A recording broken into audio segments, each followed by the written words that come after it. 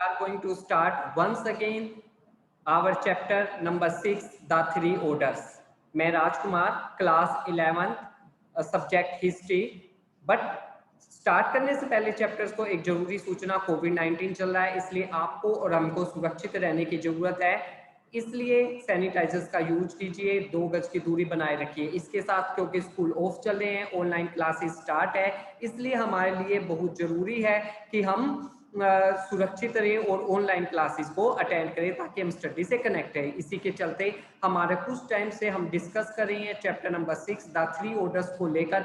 आज हम उसी कड़ी में एक न्यू टॉपिक्स के ऊपर स्टार्ट करते हैं। लास्ट वाले लेक्चर में हमने कैथेड्रल चर्च के बारे में चर्चा की थी कि उसे कैसे बनाया जाता था और किस टाइप से बनाया जाता था। आज का हमारा टॉपिक है द क्राइसिस, एक संकट of the 14th century. 14th century में क्या संकट उत्पन्न हुआ उसके बारे में हमारा टॉपिक है। स्टार्ट करते हैं। By the early 14th century, 14वीं शताब्दी की शुरुआत में Europe economic expansion slow down. Europe का जो आर्थिक विस्तार था, स्लो डाउन माने वो कम होना शुरू हो गया। With this was due to three factors, इसके 3 मुख्य तत्व थे। इन नॉर्थन यूरोप, ये कहता है नॉर्थन यूरोप में by the end of 13th century, ये कहता है जब तीसरी शताब्दी का अंत हुआ, warm summer of previous 300 years, 300 साल से जो गर्म वातावरण चल रहा था, गर्म ग्रीष्म ऋतु चल रही थी, हैड गिवन वे का मतलब उसका स्थान ले लिया बिटरली माने तेजी से कोल्ड समर यानी कि ठंडी ग्रीष्म ऋतु में वो बदल गया। सीजन्स, ये कहता है जो मौसम थे फॉर ग्रोइंग क्रॉप, जिसके अंदर फसलों को उगाया जाता था, वह रिड्यूस माने वो कम हो गए, बाय ए मंथ, उनके महीने कम होने शुरू हो गए। एंड इट बिकम डिफिकल्ट, और ये बहुत कठिन हो गया, टू ग्रो क्रॉप, फसल को उगाना, ऑन हायर ग्राउंड यानी कि ऊंची भूमि पर फसल को उगाना काफी कठिन हो गया। स्टॉर्म्स, जो तूफान थे, एंड ओशियन, जो समुद्री फ्लडिंग माने जो बाढ़ थी, उन्होंने डिस्ट्रॉय माने नष्ट करना शुरू कर दिया। मैनी फोम स्टेट का मतलब होता है फर्म प्रतिष्ठान, उसके आसपास जो फर्म प्रतिष्ठान बने हुए थे, बड़े बड़े जो फर्में बनी हुई थी, उन्हें नष्ट करना शुरू कर दिया। विच रिजल्ट, इसका परिणाम क्या निकला, जो इनकम थी टैक्स के रूप में गवर्नमेंट की, वो लेस माने कम होनी शुरू हो गई।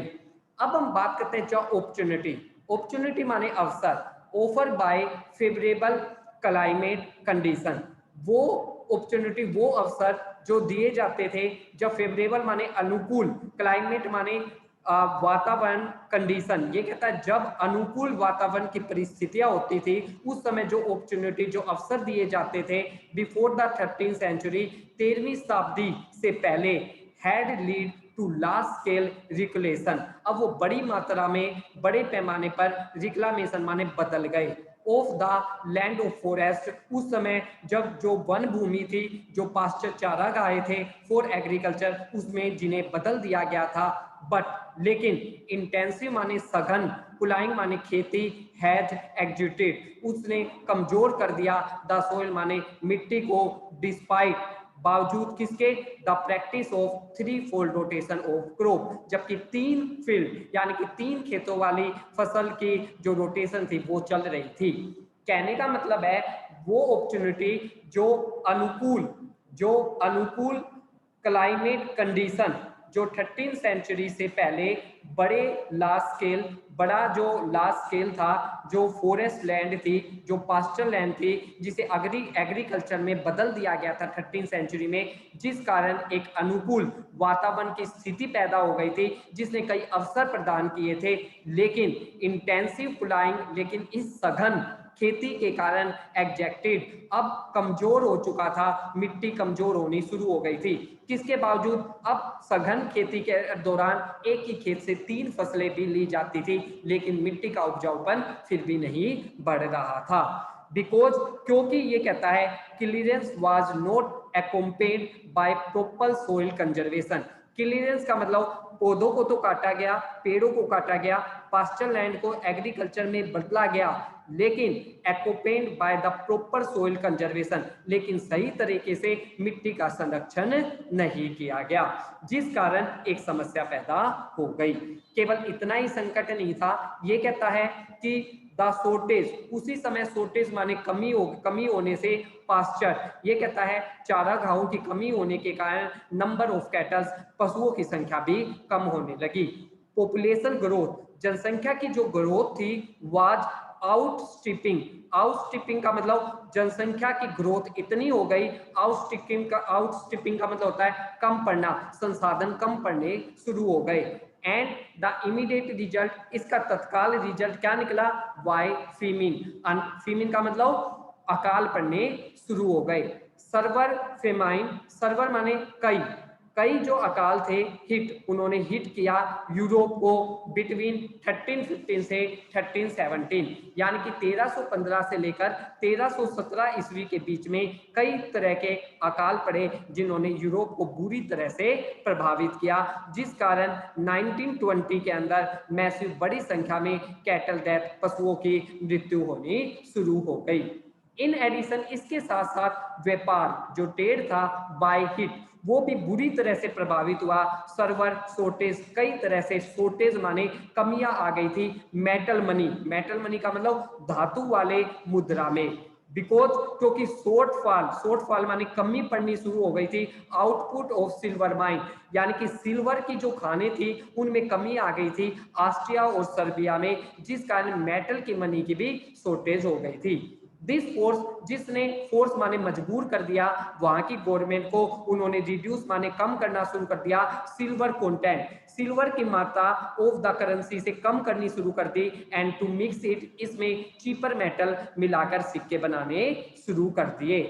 The worst was yet to come, worst का मतलब जो बुरी हालत थी वाज येट टू कम, अभी और भी बुरा समय आने वाला था।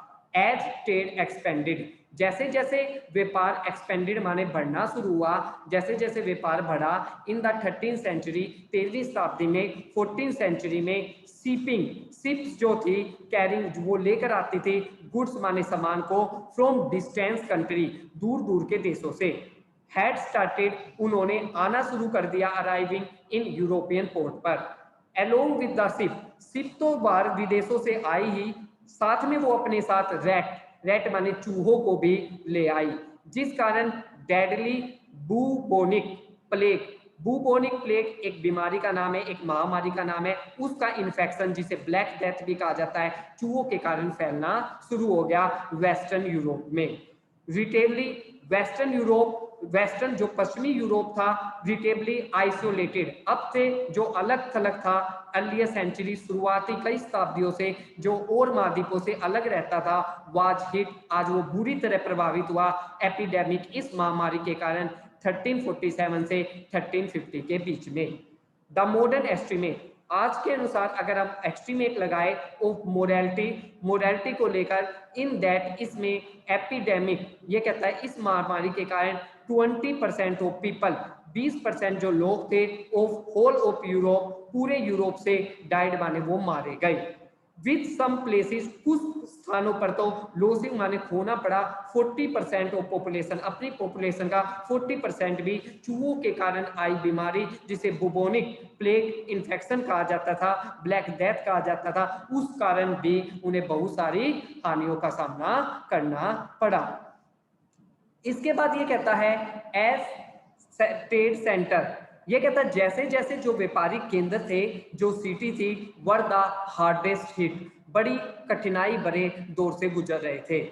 इन एनक्लोज, ये कहता है कम्युनिटी लाइक मोनेस्ट्रीज, कई एनक्लोज माने जो चारों तरफ से बंद समुदाय थे, लाइक जैसे कि मोनेस्ट्रीज यानी कि हम बात कर सकते हैं मठों की, कॉन्वेंट्स यानी कि जिसे हम आश्रम कहते हैं, व्हेन वन इंडिविजुअल, अगर वहां पर एक भी व्यक्ति को कॉन्टैक्ट में आता था इस प्लेग के, it was not long before anyone died, तो लंबे समय तक उस आश्रम में रहने वाला कोई भी व्यक्ति उस बीमारी के संपर्क से आने से नहीं बच पाता था।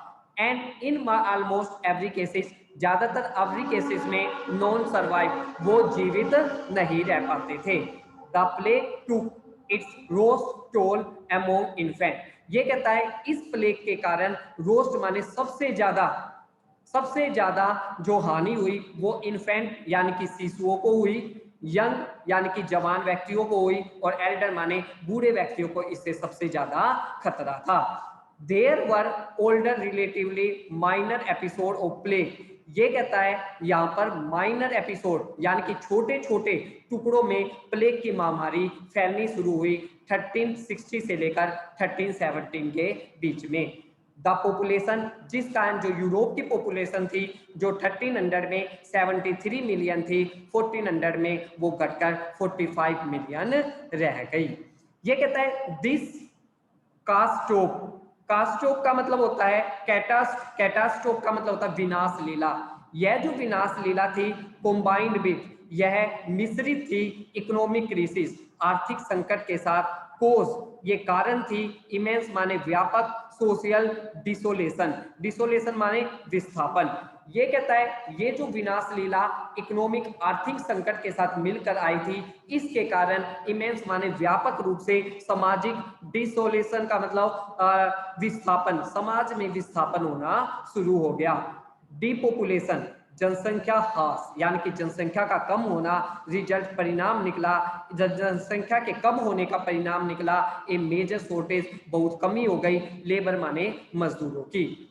सीरियस गंभीर इम्बैलेंस, इम्बैलेंस माने असंतुलन, गंभीर असंतुलन वर्क रेटेड तैयार हो गया बिटवीन किसके बीच में, एग्रीकल्चर माने खेती के बीच में, एंड मैन्युफैक्चर यानी कि फैक्ट्रियों के बीच में। ये कहता है फैक्ट्रियां और एग्रीकल्चर के बीच में, फैक्ट्रियों के बीच में और एग्रीकल्चर के बीच में एक बहुत बड़ा सीरियस इनबैलेंस बनना शुरू हो गया, क्योंकि जो मजदूर थे वो पलायन कर गए थे, जिस कारण मजदूरों की कमी हो गई थी। बिकॉज ये कहता है there were not enough people, अब पर्याप्त मात्रा में लोग नहीं थे, अनेक जो लगे रहते थे इन बोथ इक्वली, एग्रीकल्चर में भी और मैन्युफैक्चरिंग में भी, जिसका परिणाम क्या निकला, जो प्राइस था एग्रीकल्चर गुड यानी कि खेती के सामानों का जो प्राइस था ड्रॉप, वो गिरना शुरू हो गया। देयर वर फ्यूअर, यहाँ पर अब बहुत कम लोग बचे थे टू बाय, उन्हें खरीद सके। वेज रेट, वेजिस मजदूरी की जो दर थी इंक्रीज वो बढ़नी शुरू हो गई, बिकॉज क्योंकि जो डिमांड थी लेबर के लिए, विशेष रूप से खेती के लेबर के लिए, रोज इन इंग्लैंड में बढ़ गई थी। ये कहता है बाय मच 250% इन आफ्टर मथ ऑफ द ब्लैक डेथ, चूहों द्वारा फैली गई बीमारी के मृत्यु के बाद यह 250% बढ़ गई थी। सर्वाइविंग लेबर, आजीविका कमाने वाले जो मजदूर थे, फोर्स अब वो मजबूर हो गए थे या उन्होंने मजबूर कर दिया था, कुड नाउ डिमांड, कि अब डिमांड उन्होंने करनी शुरू कर दी थी, टू इस माने दो गुनी, देयर अर्ली वेजेस, अपनी पुरानी वेजेस से 2 गुना कीमत उन्होंने अपनी मजदूरी की बढ़ा दी थी। इस तरह से हमने इसमें देखा कि किस तरह से 14वीं सेंचुरी के अंदर एक संकट का सामना करना पड़ा, किस तरह से कृषि का जो एरिया था वो खत्म हो गया, पशु खत्म हो गए, व्यापार को नुकसान पहुंचा, चूहों के आ जाने के कारण जो प्लेग जैसी महामारी फैली उससे बहुत नुकसान पहुंचा, जिस कारण मजदूरों की संख्या घट गई, मजदूर दूसरी जगह चले गए और इस तरह हमें एक आर्थिक संकट का सामना करना पड़ा। Thank you.